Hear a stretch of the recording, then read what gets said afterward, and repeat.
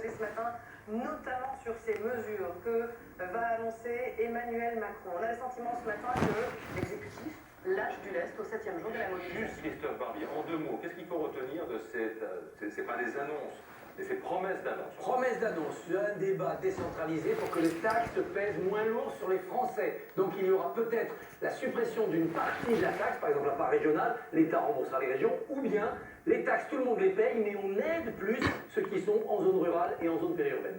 Donc, ok pour négocier, y compris sur la taxe écologique. Mettre de l'argent. Votre réaction, Laetitia Dewaal?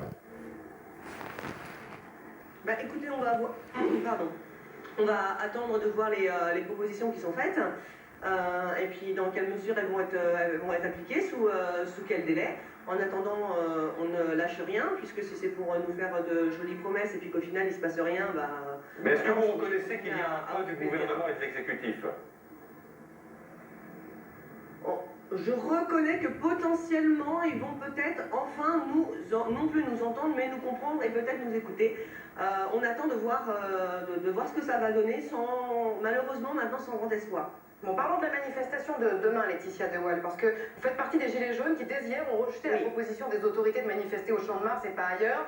Pourquoi? Alors, je suis le porte-parole du Val d'Oise, et au niveau du Val d'Oise, effectivement, nous n'irons pas au Champ de Mars.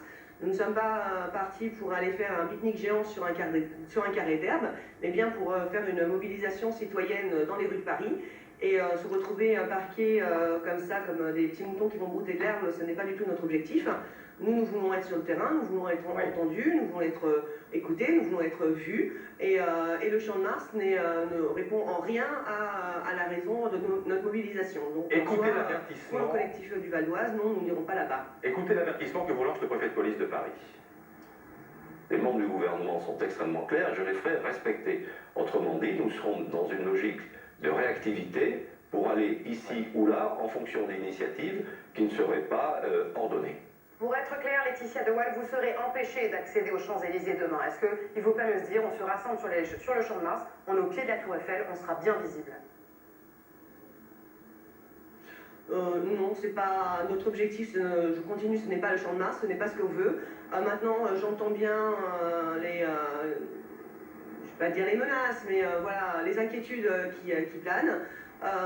Nous restons mobilisés pour être toujours sur le terrain et on n'oublie pas non plus que ce soit les CRS, les forces de police municipales ou autres, font partie des citoyens et que quand on manifeste en Gilets jaunes, on manifeste aussi pour eux. Mais est-ce que vous ne prenez pas le risque de l'impopularité si des casseurs se joignent ou se mêlent au mouvement? Alors, le risque de l'impopularité à cause des casseurs, je dirais que quand c'est encadré ou non encadré, il y en a toujours. On a bien vu avec les Black Blocs récemment où les CRS préféraient laisser finir de casser plutôt que d'intervenir et de créer un mouvement supplémentaire. Nous, ce n'est pas notre objectif, nous n'en voulons pas parmi nos rangs, nous ne voulons pas non plus de récupération politique. Nous avons au sein des Gilets jaunes des personnes dont la profession est justement la sécurité et qui seront là pour rester vigilants à ce qu'il n'y ait pas de débordement de la part de ces personnes-là. Merci beaucoup Laetitia Dewaal d'avoir été en direct avec nous ce matin dans Première Édition. Christophe Barbier, je voudrais qu'on revienne sur cette surprise quand même venue de l'exécutif. Enfin, on a vu toute la semaine l'exécutif, et je pense notamment au Premier ministre Edouard